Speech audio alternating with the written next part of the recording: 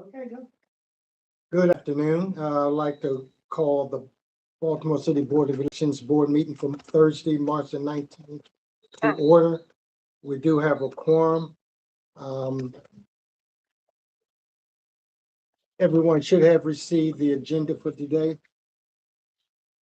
I'd like to entertain a motion for the agenda. I move that we accept the agenda as written.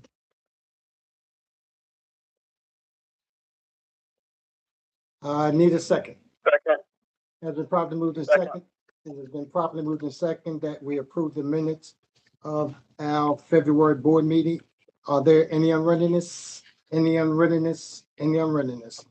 All in favor of the motion signify by saying aye. Aye. Those opposed have a right. The ayes have it.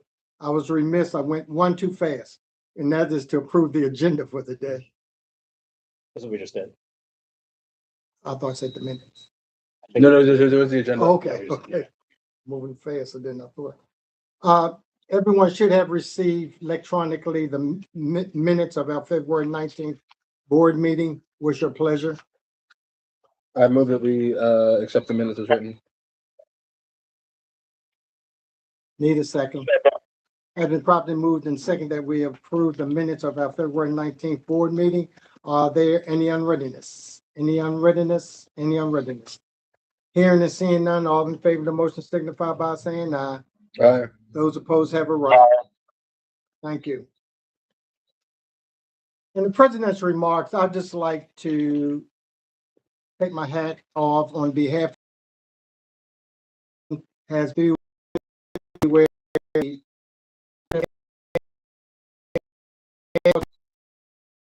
presentations to groups in the month on behalf of the board, Mr. Director, to your staff, we'd like to commend and thank you all for the job well.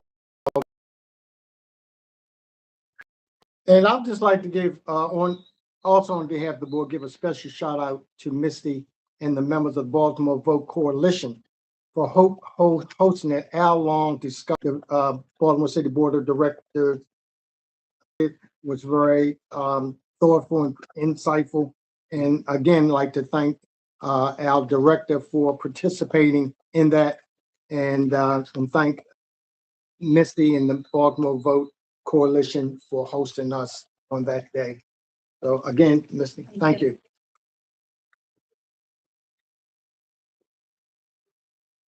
And I also saw photos with the Grove Park community. I think that's the vice president's community, reached out and had a presentation, and we had members of staff to go out and participate in their community meeting.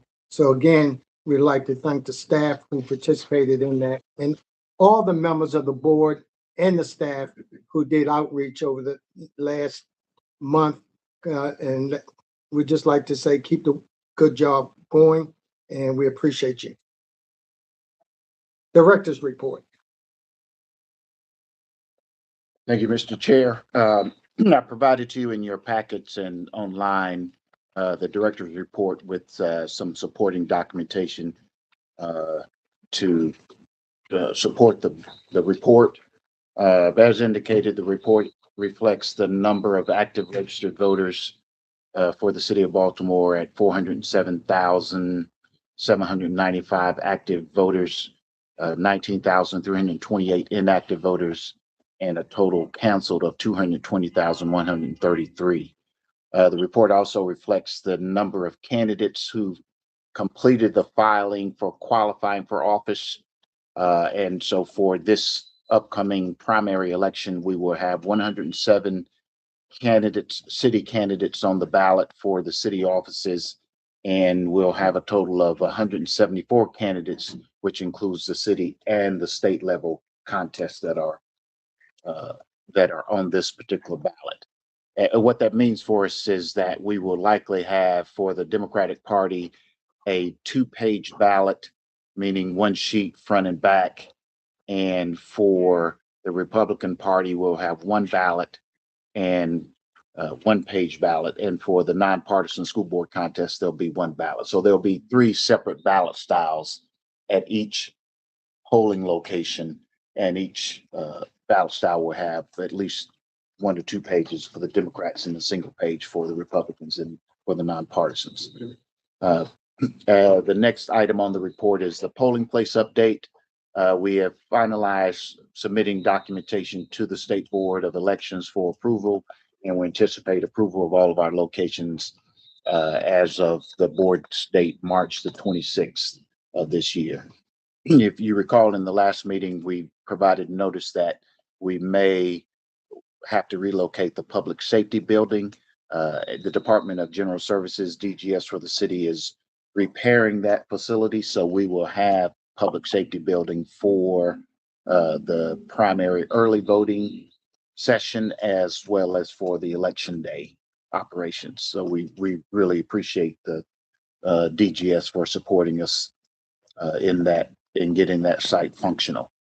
As for election judges recruitment, to date, we have recruited 2,544. My report reflects 2,466, but we've updated that since I provided this report to you, and I've included in your packet a breakdown which indicates the number of judges and the party affiliation. So for election judges, there's 2,190.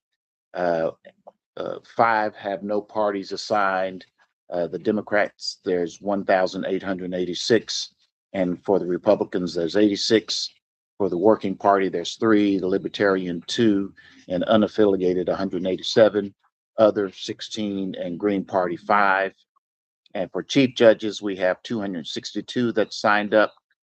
For the Democrats, that's 153 chief judges. For the Republicans, 49. And for the unaffiliated, 58. 1 is other and 1 for Green Party. And for provisional judges, we have 77 identified. Democrats make 68 of those. Republicans make 2, and unaffiliated makes 7. Question. Have we met our goal, the target on how many judges, chief judges, visual judges? Have we met our goal? We are about 500 short. We want to identify 3,000 judges to bring into the training program.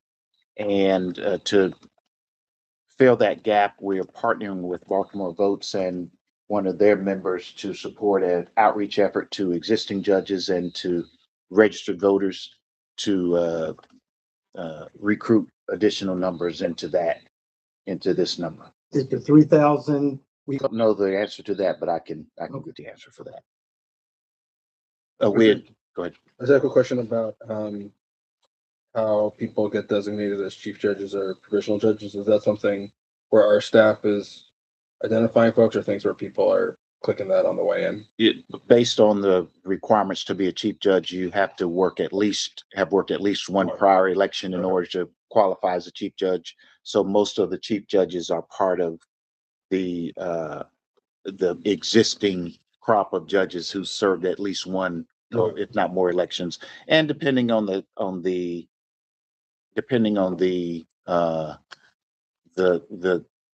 aptitude of some of these younger judges and some of these other judges that may qualify, they may qualify to be a chief judge, and we'll have to go through the process of making sure that they can perform the duties.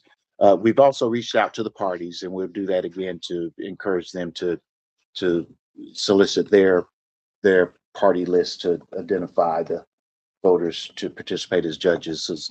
As you know, there's a parity requirement, and the Republicans are a little light in the categories there. So we're also preparing a flyer to mail out to newly registered voters to see if we can identify voters there who may be willing to sign up to be judges for the very first time.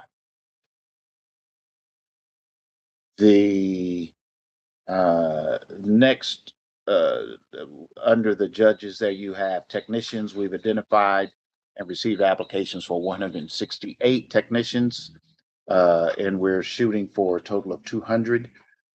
You may also recall that we will also retain 30 judges from the state's recruitment effort. So totally, we'll have roughly about 230 judges that we hope to deploy on election day, or have in the reserves to deploy in case there's some attrition there. Trainers, the state, through its recruitment effort and through our recruitment effort, we've recruited 12, identified 12 trainers. Those trainers are going through the vetting process and will start training with the state board on March the 28th, I believe that date is, and will then come to our office on April the 6th to go through 2 weeks of training with our office, and then we'll start the training for election judges on April the 20th.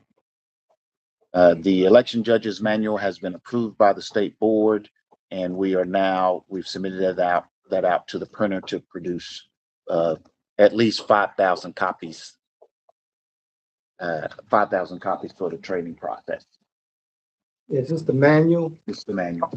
So it's different than the one we had last election? It is different. The manual is different. It includes updates from any regulatory or statutory updates. So our staff goes through and really hats off to Sabrina Graves, who's been doing the yeoman's work in updating that manual and bringing it up to date to be used for training in this particular cycle. Hey, how are you? There's a folder under the stack. Yes, there you go. And last but not least, there's the training facilities. We'll use the Baltimore City Community College for the training that starts, that will be held on the west side of Baltimore, and Mount Pleasant will be the training facility on the east side of Baltimore. And as indicated, training starts at Baltimore City Community College on April the 20th, and will run for roughly 17 days. And then training will start at Mount Pleasant on May the 11th. And the way the training works, the judges contact the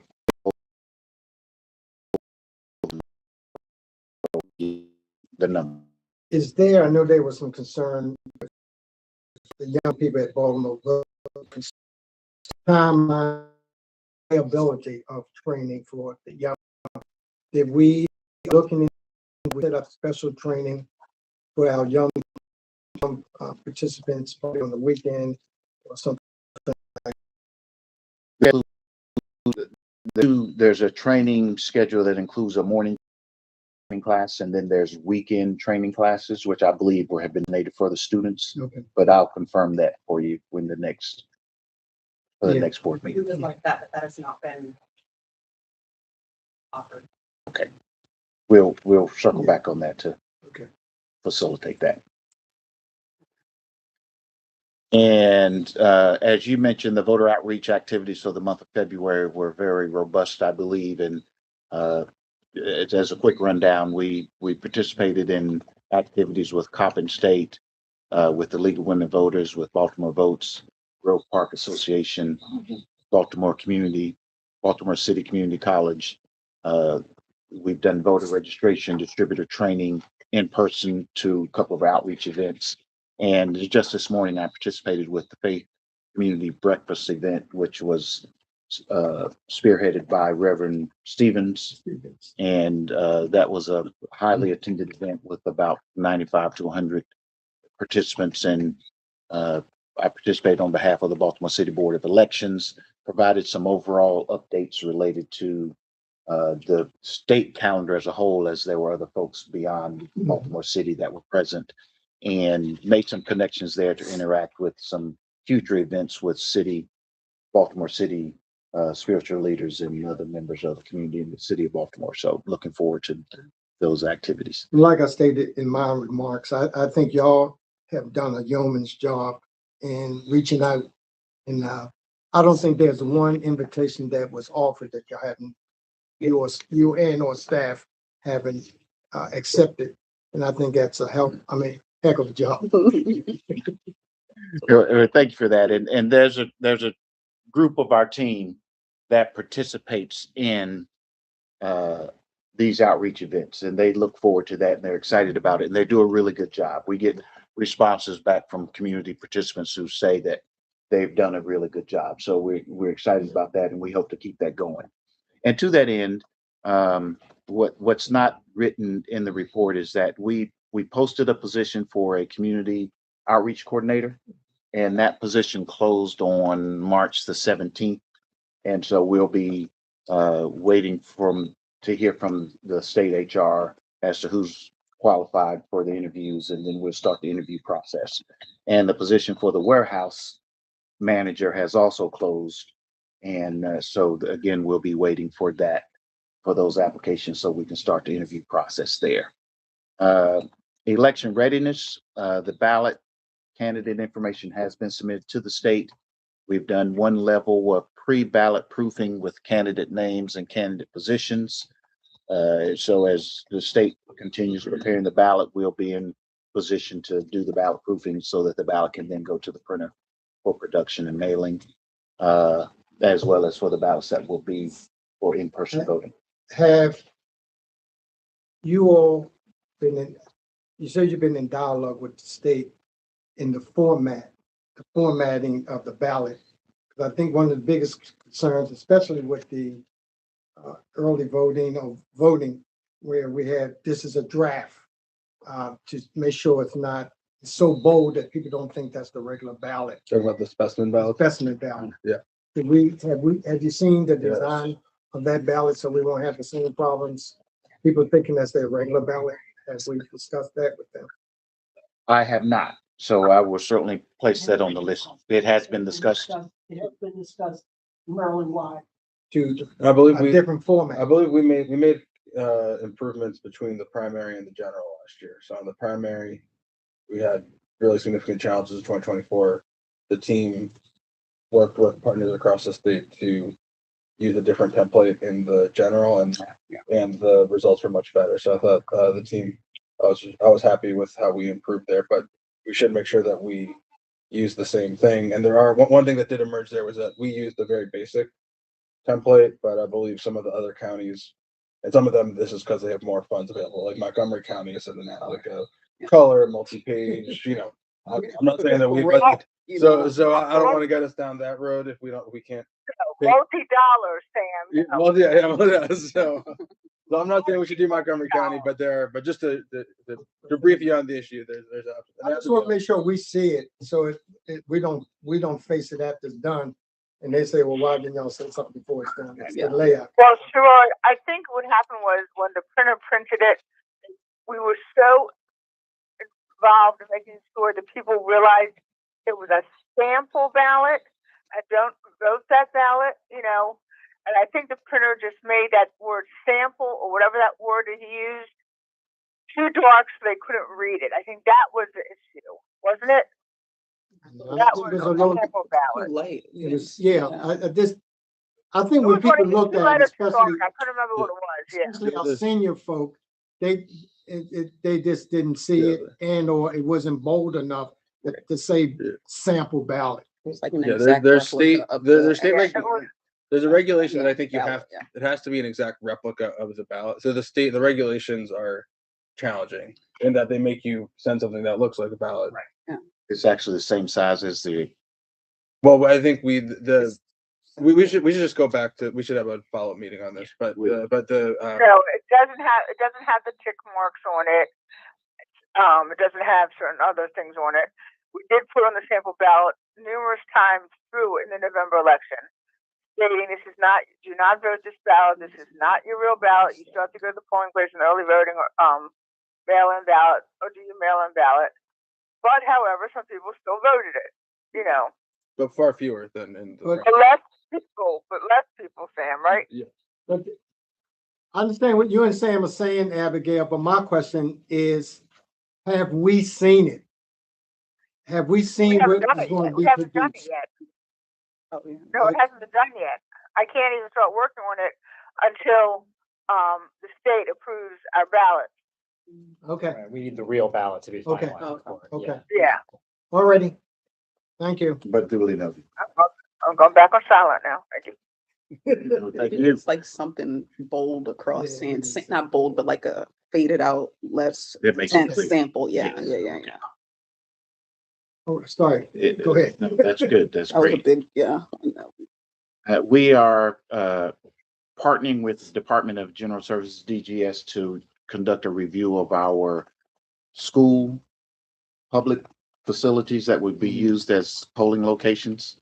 And we've created our list. We have a list, and we're going to share that list with DGS. We'll go through an exercise to make sure all of the schools and the public buildings that are planned to be used for election day are operable and will be available for election day. Meet handicap compliance and all that kind Meets of compliance, that's correct. As I pointed out, I think election judge training begins on April the 20th. And I mentioned that the trainers will start with the State Board of Elections. That training begins on March 23rd, not 28th. And for existing projects, of course, the warehouse relocation project is pending. Had conversations with the comptroller's office the other day about continuing our activities. So we'll pick that back up in earnest. The new voting equipment, I think I sent to you all a press release from the State Board of Elections with they have scheduled a public demonstration of the new voting equipment that will be used for the 2028 election cycle.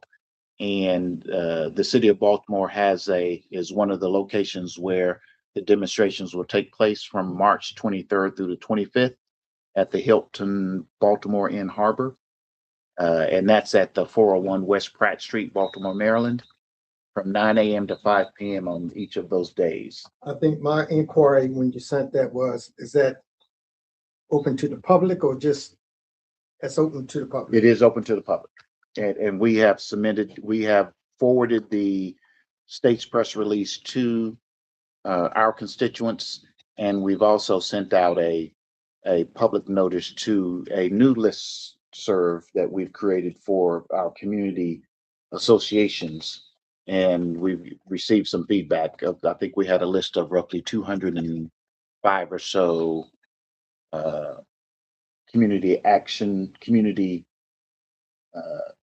associations emails, Mhm. and only 12 of those bounced back. So that sounds like a really good first try. And our goal is to continue communicating to that association list to spread the word.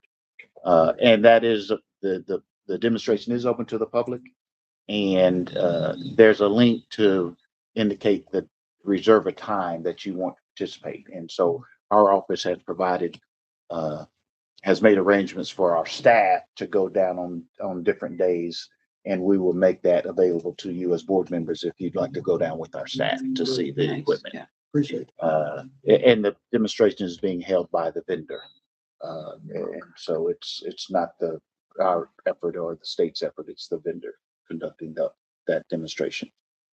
The number of contracts that are pending for the election cycle are still in the process. The RFQ for the Dropbox security services, and that's the security cameras that oversee the mail-in drop boxes. That's in the works. The taxi cab quote is still pending, but will soon be in the works through the procurement process.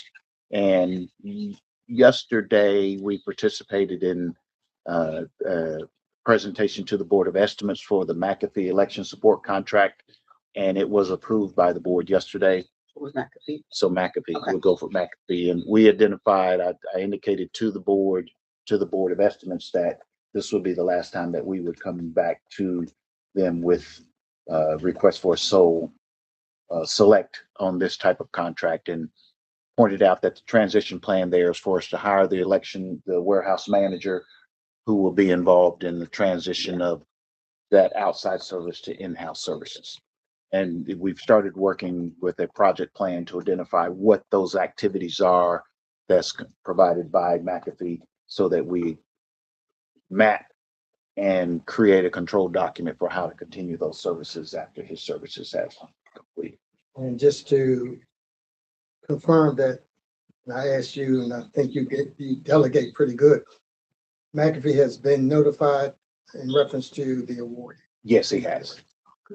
Yes, he has. Now, since the award was made yesterday, there's still a contract processing that will have to go through from the city. They have to, it just has to go through now the Board of Estimates. They have to create his contract number and, legal just has to Okay, just verify everything and his insurance. That's basically it, which is usually thank you, very good. expedited. And I think I may have skipped over the budget, the 2027 budget cycle. We are continuously working with the BBMR on our 2027 budget. We actually had a conversation today with our analyst to project our actuals for the remainder of the fiscal year 2026.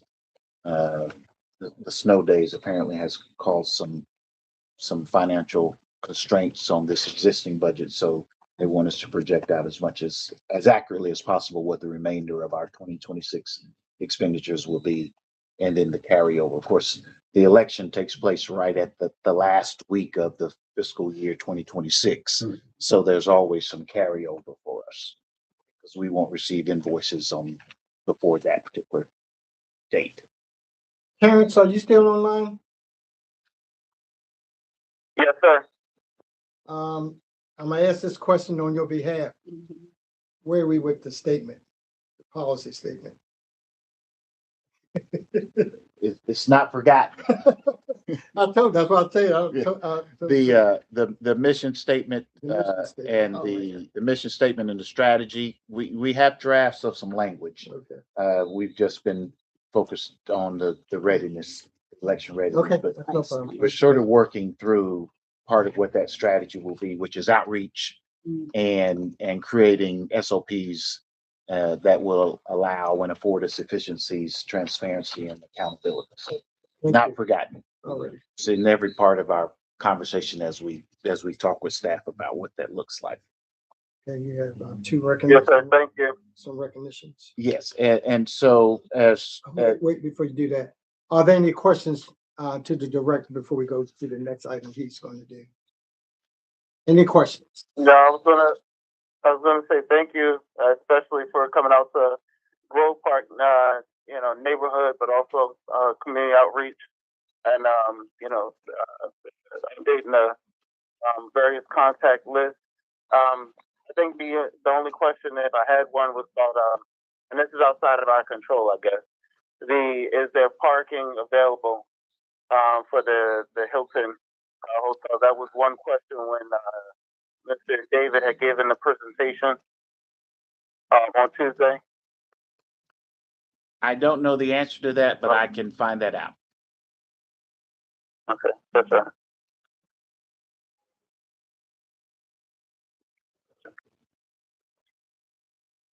Okay, Thank you for that. Otherwise, I think it's all good. Thank you. thank Okay, you. well. Any other questions from members of the board on the report?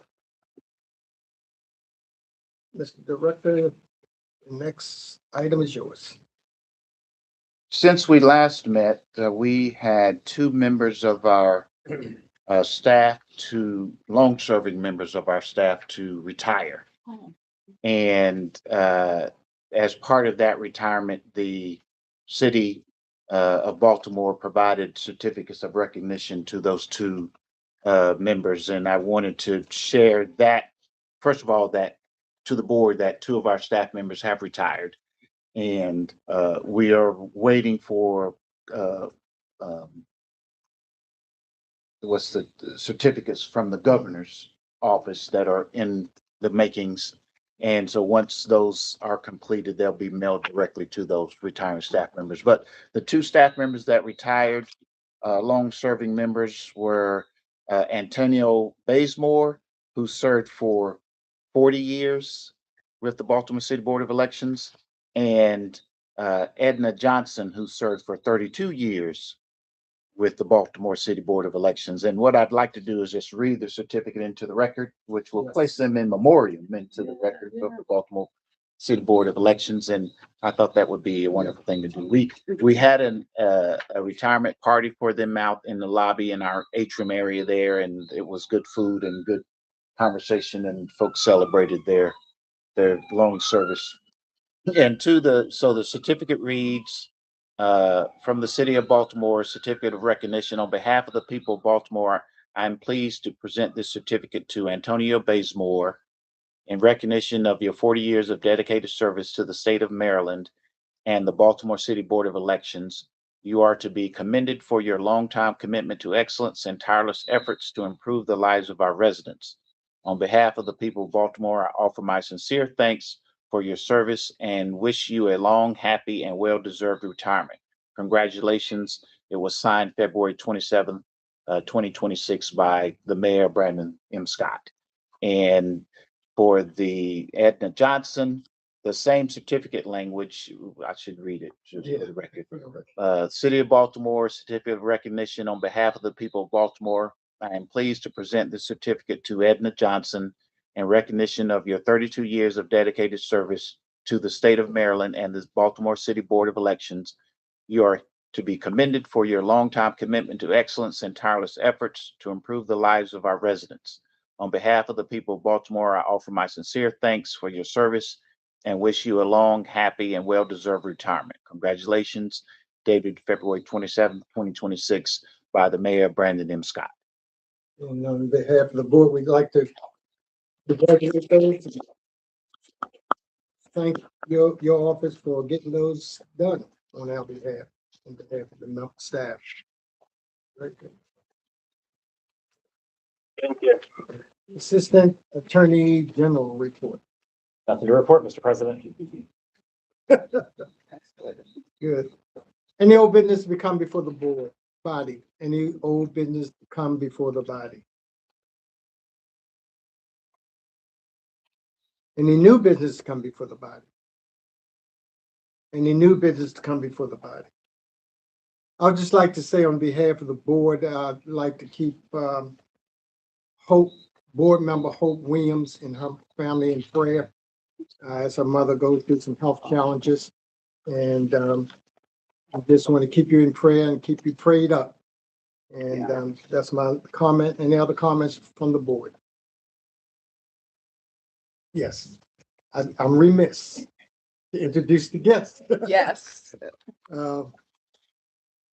Introduce yourself to us, please. Hi, everyone, Misty McKeon, facilitator of the Baltimore Votes Coalition and ongoing election judge for the past few cycles as well. Okay.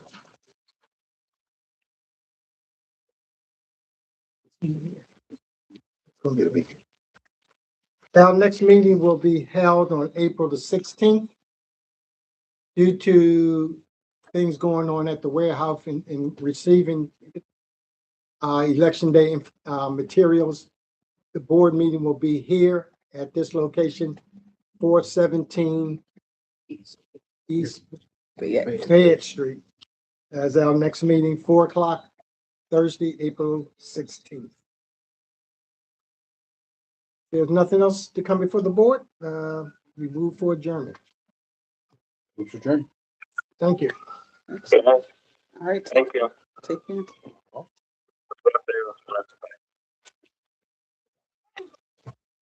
Thank you all.